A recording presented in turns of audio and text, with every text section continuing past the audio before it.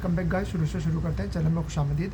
तो आज जो मैं आपके लिए लेकर आया हूँ वो भारतीय नागरिक सुरक्षा संहिता 2023 की धारा 180 लेकर आया हूँ, जो कि CRPC में 161 हुआ करती थी। ये धारा क्या कहती है? ये धारा कहती है examination of witness bye police, यानी कि पुलिस के द्वारा साक्षियों की परीक्षा।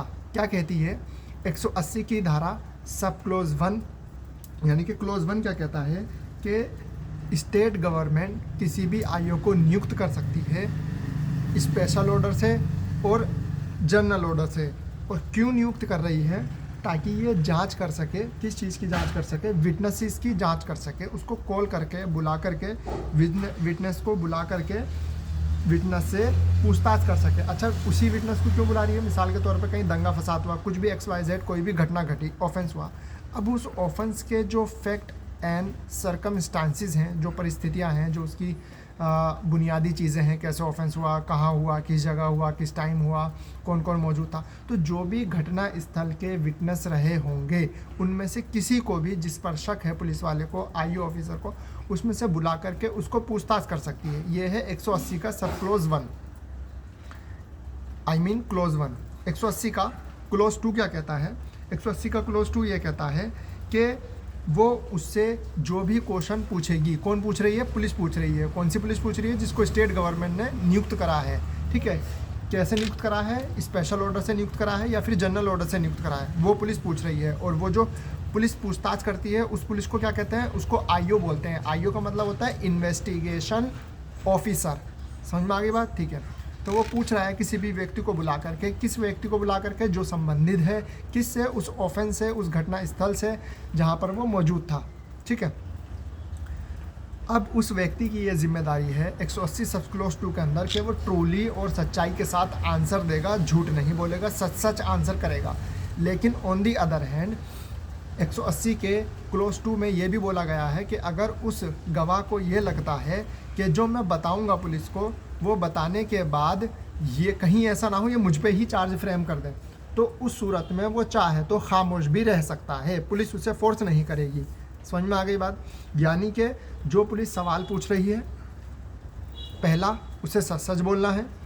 अब अगर उसे ये लगता है कि ये वाली बात, इस वाले क्वेश्चन का आंसर अगर मैंने कहा और सच सच कहा तो मेरे ही अगेंस्ट चार्जेस फ्रेम हो जाएंगे, तो उस सूरत में वो चाहे तो खामोश रह सकता है। ये 180 का क्लोज 2 बता रहा है, जिसको CRPC में 161 क्लोज 2 हुआ करता था। अब ये भारतीय न्याय सुरक्षा संहिता में हो गया, BNSS में 180 क्लोज 2। इसका प्रोवाइडेड क्या कहता है, यानी कि अपवाद क्या कहता है कि जो भी पुलिस वाला उसको रिकॉर्ड करेगा। अच्छा, अपवाद से पहले 180 क्लोज 3 है, तो क्लोज 3 मैं बता देता हूँ। क्लोज 3 क्या कहता है कि जो भी पुलिस वाला IO क्वेश्चन पूछेगा गवाह से, तो वो उस गवाह से पूछे गए क्वेश्चन को चाहे तो लिख सकता है, डायरी में रिकॉर्ड कर सकता है।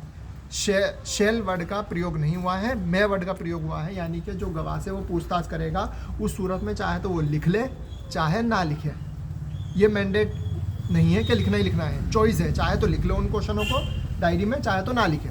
ठीक है, अब अपवाद इसका ये है कि जब वो क्वेश्चन लिखने के बाद जो भी पूछताछ कर रहा है, तो वो पूछताछ जो विटनेसेस की है उसको रिकॉर्ड करेगा। कैसे रिकॉर्ड करेगा? या तो ऑडियो में करे या फिर वीडियो में करे।